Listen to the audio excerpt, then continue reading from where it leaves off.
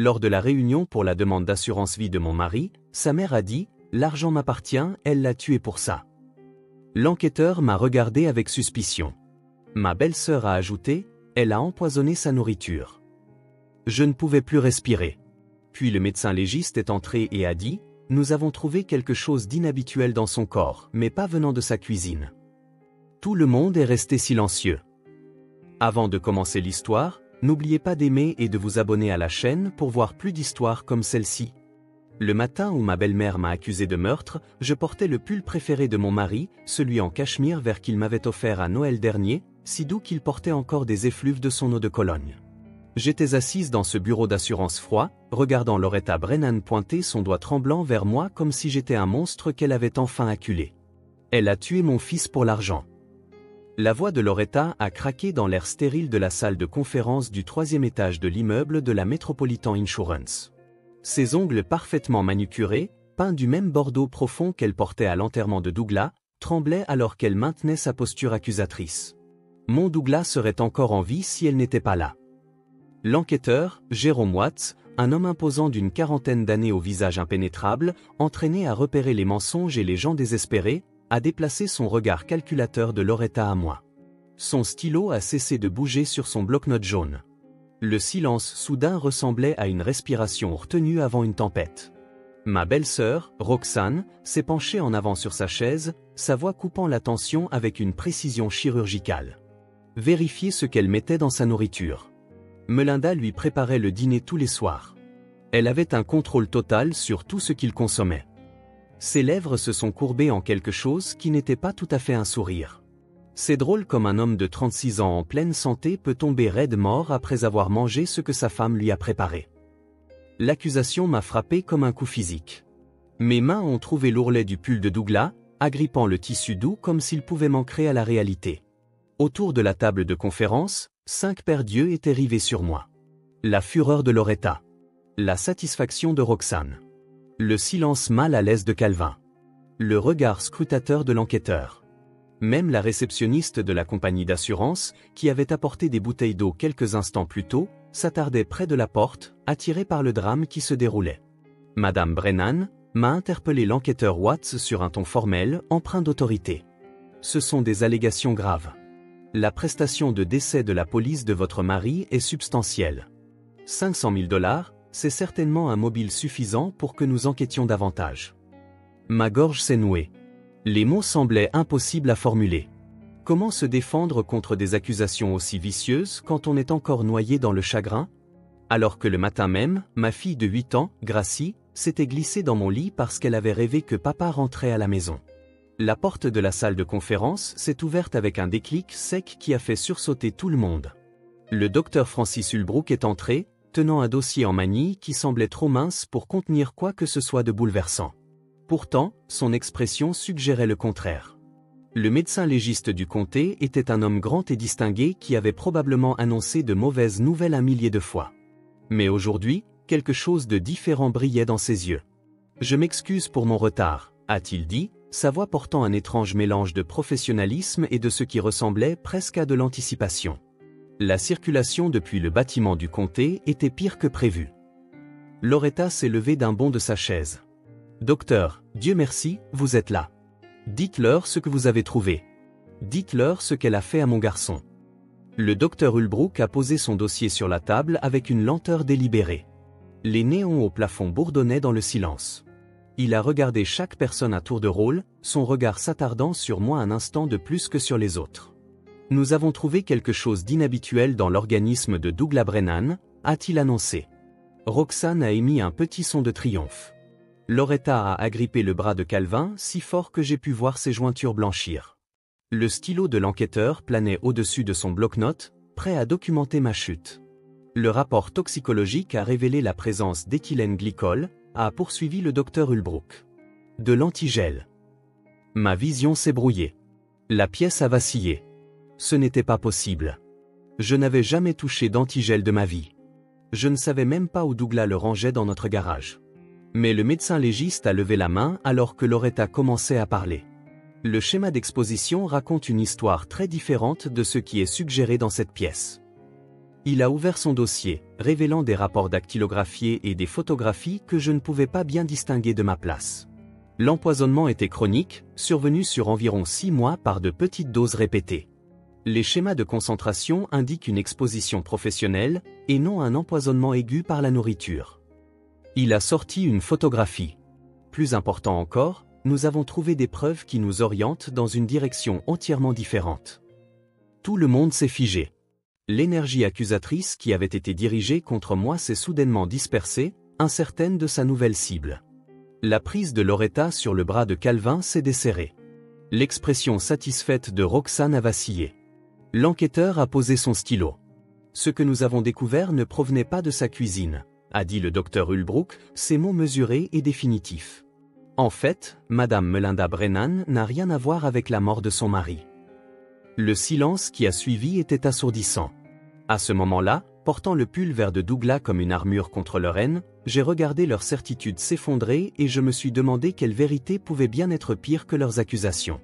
3 semaines plus tôt, la vie s'était installée dans son nouveau rythme douloureux sans Douglas.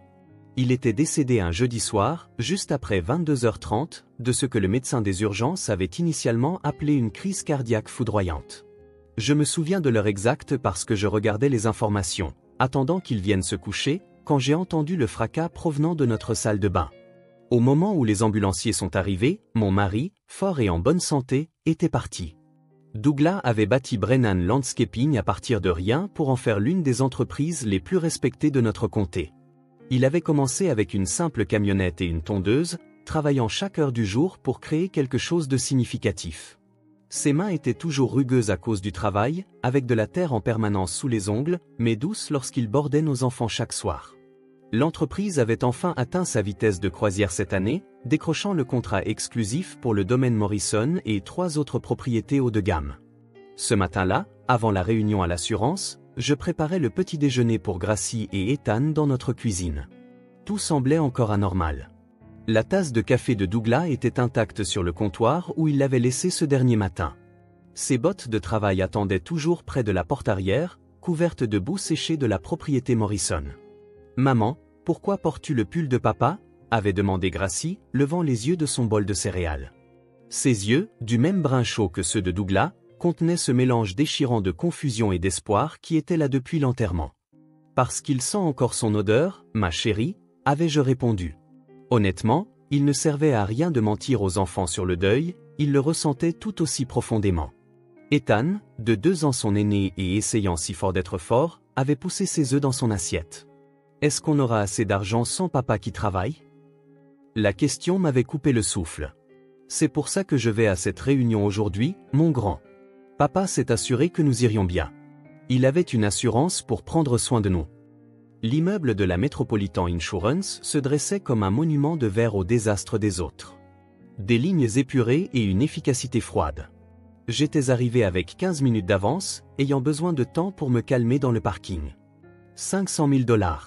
Cela semblait une somme énorme, mais tout ce à quoi je pouvais penser, c'était la façon dont Douglas l'avait calculé, jusqu'à nos mensualités de prêts immobiliers et les fonds pour les études des enfants. Il avait été si pratique, si prudent quant à notre avenir. La famille Brennan était déjà réunie lorsque je suis entré dans la salle de conférence. Ils étaient assis comme s'ils posaient pour le portrait le plus inconfortable du monde. Kelvin occupait la chaise du coin, sa présence aussi discrète que toujours. En 35 ans de mariage avec Loretta, je l'avais rarement entendu terminer une phrase complète sans être interrompu. Il m'a fait un signe de tête en me voyant, un petit geste qui m'a semblé être la seule gentillesse que je recevrais dans cette pièce. Loretta était assise au centre, le dos raide avec le genre de posture qui vient d'amener à croire qu'elle était meilleure que tout le monde autour d'elle. Elle ne m'avait jamais approuvé. Je ne venais pas de leur cercle social, je n'étais pas riche, je n'étais rien d'autre qu'une hygiéniste dentaire qui avait osé tomber amoureuse de son précieux fils. Elle avait porté du noir à notre mariage.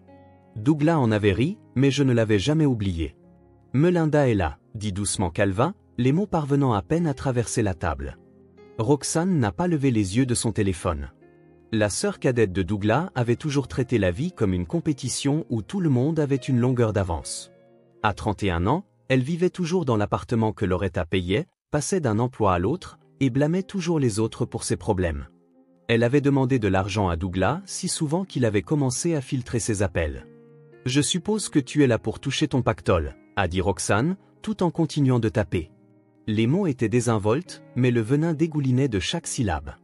Je suis ici parce que la compagnie d'assurance a demandé cette réunion, ai-je répondu, prenant la chaise la plus éloignée d'eux. La table entre nous ressemblait à un océan. Les yeux de Loretta ont parcouru le pull de Douglas et ses lèvres se sont pincées. Tu portes déjà ces vêtements. Comme c'est touchant. Avant que je puisse répondre, la porte s'est ouverte. Jérôme Watts est entré avec le genre d'autorité qui vient d'années d'enquête sur la fraude à l'assurance. Il était bâti comme un ancien joueur de football qui avait un peu perdu de sa superbe, avec des yeux vifs qui avaient probablement vu toutes les formes de chagrin et de cupidité imaginables. Bonjour à tous. Je suis Jérôme Watts, enquêteur principal pour la Metropolitan Insurance. Il a posé un dossier épais qui a atterri avec un bruit sourd et définitif. Nous sommes ici pour discuter de la demande de prestation de décès pour la police d'assurance vie de Douglas Brennan.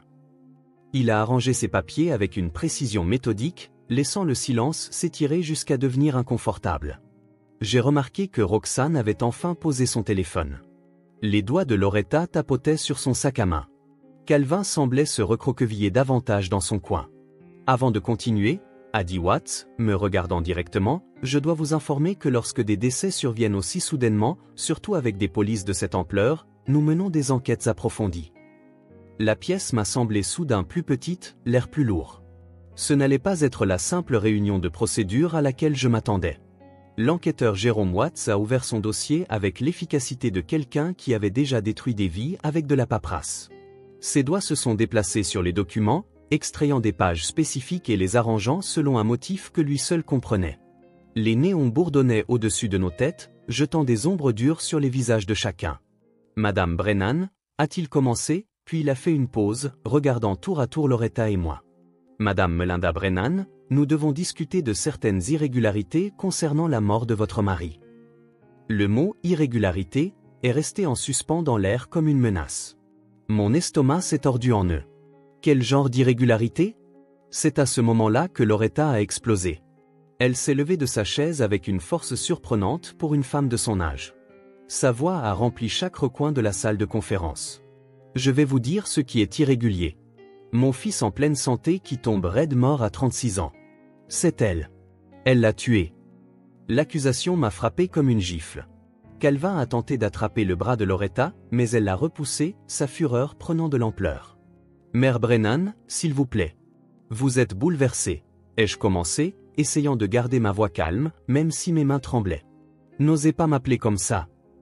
Le visage de Loretta est devenu rouge.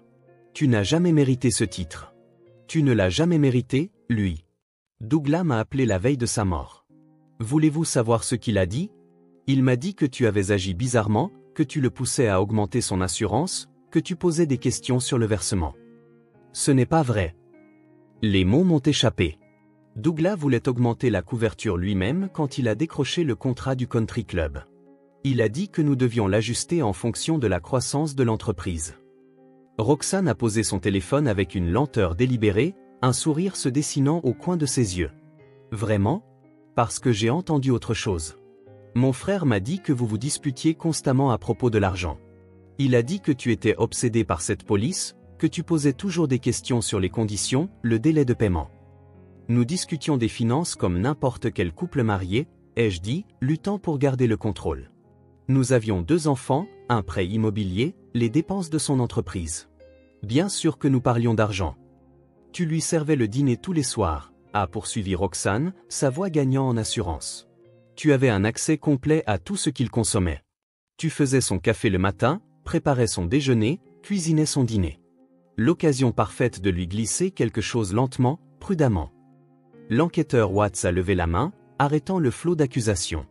Son expression est restée neutre, mais je pouvais le voir traiter chaque mot, le classer. Ce sont des accusations graves. Madame Melinda, nous devrons enquêter de manière approfondie. Le montant de la police est substantiel, et étant donné la nature soudaine du décès de M. Brennan, combiné à ses préoccupations familiales, nous n'avons d'autre choix que d'approfondir. Vous ne pouvez pas être sérieux, ai-je murmuré, la réalité de la situation s'abattant sur moi. J'aimais Douglas. Nos enfants viennent de perdre leur père. Gracie pleure jusqu'à s'endormir chaque nuit. Ethan ne veut même plus aller dans le garage parce qu'il dit que ça sent trop papa. L'amour. Loretta a ri, mais il n'y avait aucun humour dans son rire. Juste une rage amère. Tu aimais son succès. Son entreprise était enfin florissante. Il s'était tué à la tâche pendant 15 ans. Et juste au moment où tout commençait à payer, soudain, il est mort. Comme c'est pratique pour toi. Calvin a finalement parlé, sa voix calme à peine audible. Loretta, arrête. Ça n'aide personne. Ça n'aide pas? Loretta s'est retournée contre son mari. Notre fils est mort, Calvin. Mort. Et elle est sur le point de repartir avec un demi-million de dollars pendant que mes petits-enfants grandissent sans leur père. Tu veux que je me taise à ce sujet? L'enquêteur prenait des notes sur son bloc-notes jaune, chaque grattement de son stylo ressemblant à un clou de plus dans mon cercueil. Il a levé les yeux vers moi avec ce regard calculateur. Madame Melinda, je dois vous poser quelques questions spécifiques. Où étiez-vous la nuit où votre mari est mort? À la maison, ai-je répondu immédiatement. Je préparais le dîner. Douglas est rentré tard de la propriété Morrison. Ils rénovent tout leur jardin et ils voulaient finir de poser les lignes d'irrigation avant l'arrivée de la pluie. Il était épuisé, couvert de terre. Il a pris une douche rapide, a dîné et est allé se coucher. 3 heures plus tard, j'ai entendu le fracas provenant de la salle de bain. Que lui avez-vous servi pour le dîner ce soir-là? Du poulet marsala, son plat préféré. J'en faisais au moins une fois par semaine parce qu'il adorait ça. Les enfants avaient déjà mangé plus tôt car c'était un soir d'école. Ils ont eu des macaronis au fromage. Douglas et moi avons mangé ensemble après qu'il soit au lit. Seulement vous deux avez mangé le marsala? Oui. Pratique, a marmonné Roxane, examinant ses ongles manucurés. Watts a continué d'écrire. Votre mari avait-il des problèmes de santé? Prenait-il des médicaments? Rien de grave. Des médicaments pour la tension artérielle parfois, quand le travail devenait stressant. Il se plaignait de maux de tête ces derniers mois, se sentait plus fatigué que d'habitude. Mais nous pensions que c'était juste les longues heures. Le projet Morrison était exigeant. Maux de tête et fatigue, a dit Loretta triomphalement. Des signes classiques d'empoisonnement lent. Elle le tuait progressivement, pour que ça ait l'air naturel. Les murs semblaient se refermer sur moi. Ces personnes qui étaient censées être ma famille construisaient un dossier de meurtre contre moi pendant que mes enfants étaient à l'école, orphelins et innocents. Je me suis levé de ma chaise si brusquement qu'elle a raclé le sol, le son coupant leurs accusations comme un couteau. La colère a finalement pris le dessus sur le chagrin qui m'étouffait depuis 3 semaines. Mes mains se sont posées à plat sur la table de conférence alors que je les regardais chacun dans les yeux. Assez. Le mot est sorti plus fort que je ne m'étais senti depuis des semaines. Vous voulez enquêter? Très bien. Analysez tout ce qui se trouve chez moi. La nourriture, la vaisselle, les casseroles et les poêles, toute ma cuisine. Prenez des échantillons de chaque surface que Douglas a touchée. Mais pendant que vous perdez votre temps à m'attaquer, demandez-vous qui profite vraiment de la disparition de Douglas. La bouche de Loretta s'est ouverte sous le choc. Comment oses-tu retourner la situation? Non, comment osez-vous? Je me suis tourné pour lui faire face complètement, le pull de Douglas me donnant de la force. Vous voulez parler de comportement suspect? Parlons de la vraie dynamique familiale ici. Je me suis concentré sur l'enquêteur Watts, qui avait cessé d'écrire et me regardait attentivement. Saviez-vous que Loretta a co-signé les prêts commerciaux de Douglas? Chacun d'entre eux. Son nom est sur tout.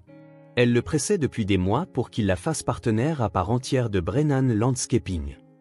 Calvin a bougé sur sa chaise dans le coin, ses yeux s'écarquillant. C'était nouveau pour lui. C'est la famille qui aide la famille, a protesté Loretta, mais sa voix avait perdu de son assurance. Vraiment?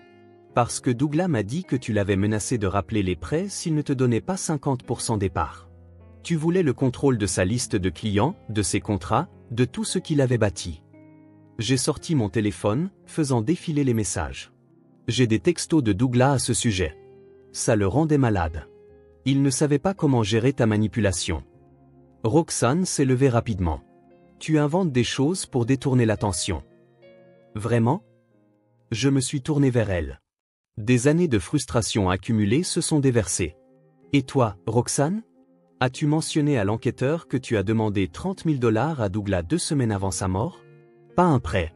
Un cadeau pour ta dernière entreprise qui allait sûrement te rendre riche cette fois-ci? Le visage de Roxane est devenu pâle, son assurance s'est fissurée. C'était une affaire de famille privée. Rien n'est privé quand on m'accuse de meurtre. Ma voix a résonné contre les murs. Douglas vous a refusé à toutes les deux. Il était épuisé d'être traité comme une banque. Savez-vous ce qu'il m'a dit ce soir-là après que vous ayez appelé? Il a dit qu'il avait l'impression d'être un portefeuille avec un battement de cœur pour sa propre famille. L'enquêteur Watts écrivait furieusement maintenant, son comportement ayant complètement changé.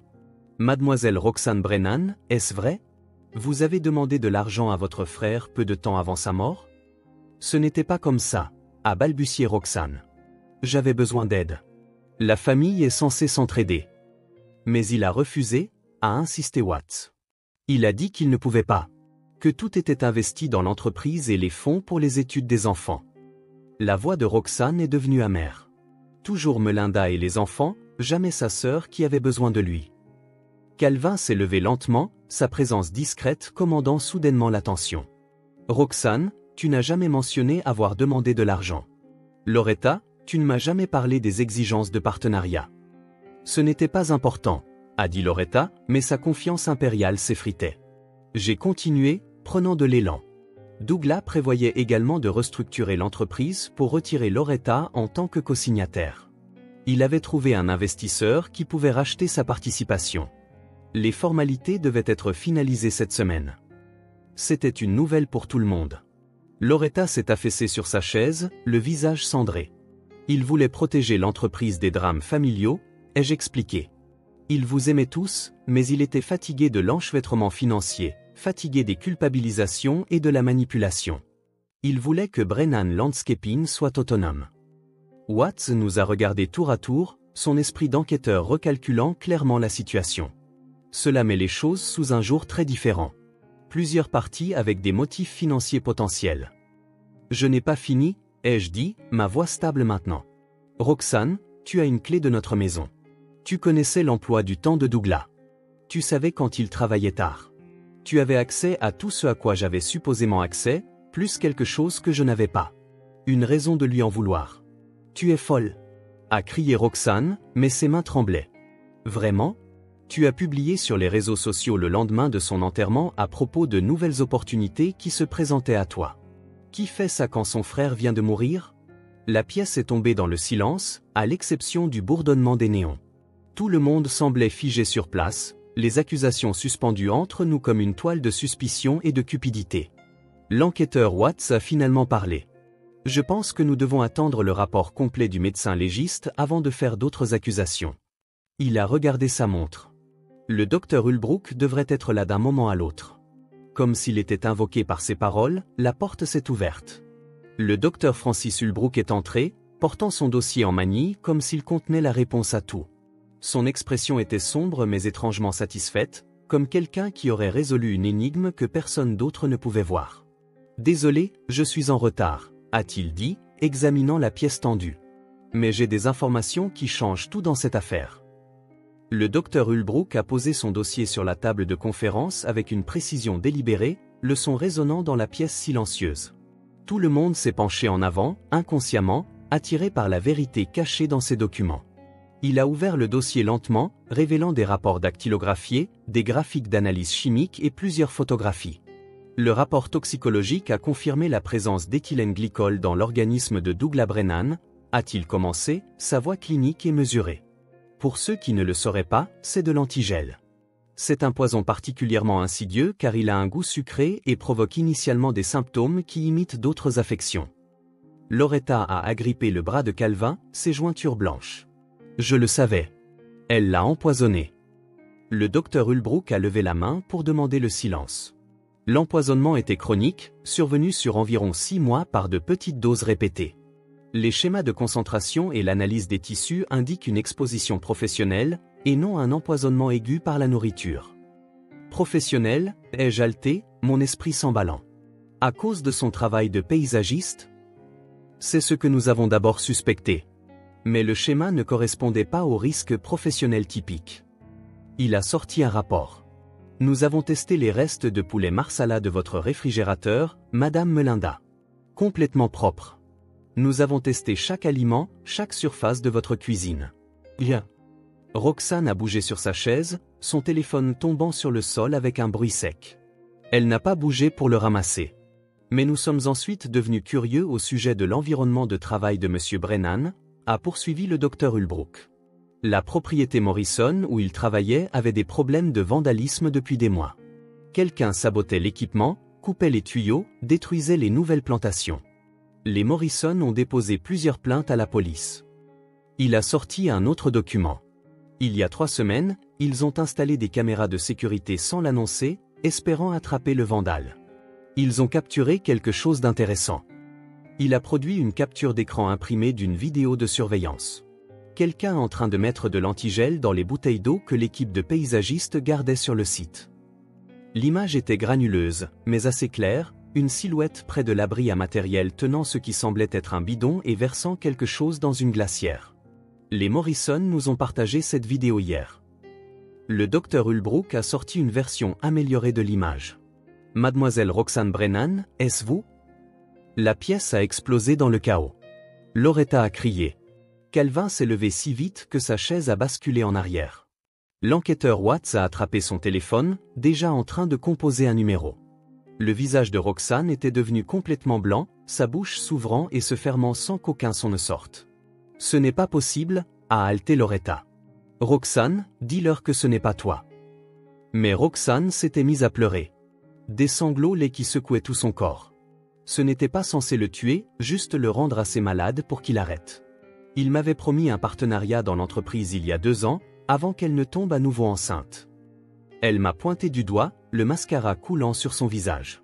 Puis soudain, il n'y a plus de place pour la famille parce qu'il a besoin de chaque centime pour sa petite famille nucléaire parfaite. Tu as tué mon mari parce qu'il ne voulait pas te donner d'argent. Je n'arrivais pas à comprendre ce que j'entendais. Mes jambes semblaient faibles et j'ai dû m'agripper à la table pour rester debout. Je ne voulais pas qu'il meure, a gémi Roxane. Juste qu'il soit assez malade pour avoir besoin d'aide pour gérer l'entreprise. Alors je serais intervenu, j'aurais fait mes preuves, j'aurais montré à tout le monde que je pouvais réussir, moi aussi. Mais il a fait si chaud cet été, et il n'arrêtait pas de boire de plus en plus d'eau à cause de la chaleur. Les doses se sont accumulées plus vite que je ne l'avais calculé. Calculé? La voix de Calvin s'est brisée. Tu as calculé comment empoisonner ton propre frère? Il était censé avoir des vertiges, peut-être s'évanouir au travail, aller à l'hôpital. Ils auraient dit qu'il ne pouvait plus faire de travail physique et j'aurais repris la partie commerciale pendant sa convalescence. Roxane était maintenant hystérique. J'ai tout recherché en ligne. De petites doses provoquaient de la confusion, de la fatigue, des maux de tête. C'était parfait. Il aurait eu besoin de moi. Le Dr Ulbrook a sorti d'autres documents. Nous avons trouvé d'autres images. Mademoiselle Brennan a visité la propriété Morrison au moins 15 fois en 6 mois, toujours lorsque l'équipe n'était pas là. Nous avons également retracé les achats d'antigel jusqu'à une quincaillerie près de votre appartement. Les relevés de cartes de crédit correspondent. L'enquêteur Watts avait terminé son appel. La police est en route. Personne ne bouge. Loretta s'est effondrée dans les bras de Calvin, son corps secoué de sanglots. Mon bébé a assassiné mon bébé, répétait-elle, les mots à peine cohérents. Tu étais au courant de l'augmentation de l'assurance de Douglas, ai-je dit doucement, les pièces du puzzle s'assemblant. Tu pensais que s'il mourait, tu contesterais le testament, prétendrais que j'étais inapte et obtiendrais le contrôle de l'argent et de l'entreprise. Je n'ai jamais voulu ça, a hurlé Roxane. C'était censé être simple. Il tombe malade. Je sauve l'entreprise. Tout le monde voit que je ne suis pas le raté de la famille. Mais il a continué à travailler malgré les symptômes. Il a continué à se dépasser. Ces maux de tête, ai-je murmuré, la fatigue, il pensait que c'était le stress. L'éthylène glycol s'est accumulé dans son organisme pendant des mois, a expliqué le Dr Ulbrook. La dose finale, combinée à l'accumulation et à son épuisement, a déclenché une insuffisance rénale complète et un arrêt cardiaque. Il est mort d'un empoisonnement chronique, pas d'une crise cardiaque. Des policiers sont entrés dans la pièce, leur présence rendant tout soudainement horriblement réel. Ils se sont approchés de Roxane avec des menottes, lui lisant ses droits pendant qu'elle sanglotait à propos d'injustice, de famille et de promesses non tenues. Le bureau d'assurance s'est vidé lentement après que la police a emmené Roxane. Ses cris sur l'injustice ont résonné dans le couloir jusqu'à ce que les portes de l'ascenseur se ferment enfin. Loretta n'avait pas cessé de pleurer, effondrée contre l'épaule de Calvin, répétant « Mes deux bébés », encore et encore jusqu'à ce que les mots perdent tout leur sens.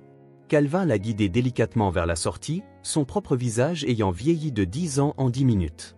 Avant de partir, Calvin s'est arrêté à ma chaise et a posé une main burinée sur mon épaule. « Melinda, je suis désolé. Pour ce que nous t'avons fait subir aujourd'hui, après tout ce que tu as déjà enduré. Douglas t'aimait. Il aimait ses enfants. Nous aurions dû voir ça au lieu de laisser notre chagrin se transformer en quelque chose de laid. Il aimait sa famille, ai-je dit, engourdi. Même Roxane. Il l'aurait aidée si seulement elle avait été honnête sur son besoin d'aide. Je sais. Il était bon comme ça. Il tenait ça de sa mère, crois-le ou non. » La voix de Calvin s'est brisée. Les enfants, Gracie et Ethan, ils auront besoin de leur grand-mère. Quand Loretta sera prête, quand tu seras prête, peut-être qu'ils pourraient se voir. J'ai hoché la tête, incapable de formuler des mots. Malgré tout ce qui s'était passé dans cette pièce, mes enfants méritaient de connaître la famille de leur père. Ils méritaient de comprendre que l'amour pouvait exister même à côté de terribles erreurs. L'enquêteur Watts s'est approché de moi après que tout le monde soit parti. « Madame Brennan, le paiement de l'assurance sera traité immédiatement. Je suis désolé pour ce que vous avez traversé aujourd'hui. Personne ne devrait avoir à se défendre comme ça en plein deuil. Est-ce que Roxane ira en prison? Meurtre au premier degré. Elle a admis la préméditation, la recherche et l'action continue sur 6 mois. Elle passera probablement le reste de sa vie derrière les barreaux. 3 heures plus tard, j'étais assise dans ma voiture sur le parking, portant toujours le pull vert de Douglas. Le soleil se couchait, peignant le ciel du même orange et rose que Douglas aimait tant. Il avait l'habitude d'arrêter de travailler juste pour regarder les couchers de soleil, disant qu'il lui rappelait que de belles choses se produisaient chaque jour si on levait simplement les yeux. J'ai pris mon téléphone et j'ai appelé l'école primaire. « Bonjour, c'est Melinda Brennan. J'ai besoin de venir chercher Gracie et Ethan plus tôt aujourd'hui. »« Est-ce que tout va bien, Madame Brennan ?» a demandé la secrétaire avec une réelle inquiétude. « Nous avons juste besoin d'être ensemble en ce moment. » 20 minutes plus tard, j'avais les 2 enfants dans la voiture. Ethan a immédiatement remarqué mes yeux rouges. « Maman, tu as pleuré ?»« Oui, mon grand. Parfois, les mamans pleurent aussi. »« C'est à cause de papa ?» ?»« Tout est à cause de papa en ce moment. Mais j'ai appris quelque chose d'important aujourd'hui. J'ai appris exactement à quel point il nous aimait. » Ce soir-là, j'ai assis les 2 enfants dans notre salon, la même pièce où Douglas avait appris à Ethan à faire ses lacets, où Gracie avait fait ses premiers pas, où nous avions passé d'innombrables soirées cinéma enlacées sur le canapé. Je dois vous dire quelque chose à propos de tante Roxane, ai-je commencé, choisissant chaque mot avec soin. Elle a fait de très mauvais choix et elle va être partie pour très longtemps. Elle a fait quelque chose de mal, a demandé Gracie, se blottissant contre moi. Oui, ma chérie. Elle a fait du mal à papa parce qu'elle était en colère et jalouse. Elle voulait des choses qui n'étaient pas à elle et elle a laissé ses sentiments devenir plus importants que l'amour. Ethan est resté silencieux un long moment, traitant l'information avec la logique dévastatrice d'un enfant de 10 ans. C'est pour ça que papa est tombé malade? Tante Roxane l'a rendu malade. Oui. Elle ne voulait pas qu'il meure, mais elle a fait des choix terribles qu'elle ne peut pas annuler. Pourquoi aurait-elle fait du mal à papa? La voix de Gracie était si petite. Il était gentil avec tout le monde. Parfois, les gens laissent le désir d'avoir des choses devenir plus important que l'amour des gens. Tante Roxane a oublié que la famille, ce n'est pas une question d'argent, d'affaires ou de succès. C'est ça, ici. Être ensemble, prendre soin les uns des autres, choisir l'amour même quand c'est difficile. Nous avons passé le reste de la soirée à regarder des albums photos. Douglas apprenant à Ethan à faire du vélo. Gracie sur les épaules de Douglas à la foire du comté. Notre dernier Noël, tous en pyjama assortis que Douglas avait fait semblant de détester mais qu'il aimait secrètement. Ses mains sales du travail mais douces alors qu'il tressait les cheveux de Gracie pour l'école. L'argent de l'assurance arriverait. 500 000 $ qui ressemblaient maintenant à de l'argent du sang, souillé par la vérité sur la mort de Douglas. Mais je l'utiliserai comme il l'avait prévu, pour l'avenir de nos enfants. Pour la vie qu'il avait travaillé si dur à nous offrir. J'ai continué à porter son pull vert pendant des semaines après ce jour. Plus seulement pour le réconfort, mais comme un rappel que l'amour et la confiance sont des choses précieuses et fragiles. Que la famille peut guérir ou détruire. Que le vrai poison n'est pas toujours dans ce que nous mangeons ou buvons, mais dans la jalousie et le ressentiment que nous laissons s'envenimer dans nos cœurs. Douglas Brennan est mort en croyant en la famille, sans jamais savoir que sa propre sœur le tuait lentement. Mais son amour, son travail acharné, son dévouement à nos enfants, ça perdure. Ça ne peut être ni empoisonné, ni volé, ni détruit par la jalousie de quiconque. Parfois, la plus grande tragédie n'est pas seulement de perdre quelqu'un que l'on aime. C'est de découvrir que le danger était assis à votre table tout ce temps, souriant en vous versant un autre verre de poison. Si cette histoire a résonné en vous, veuillez cliquer sur le bouton j'aime et la partager avec quelqu'un qui a besoin de l'entendre. Vos commentaires comptent énormément, alors faites-moi part de vos réflexions ci-dessous. Et n'oubliez pas de vous abonner à notre chaîne pour plus d'histoires vraies poignantes qui nous rappellent ce qui compte vraiment dans la vie.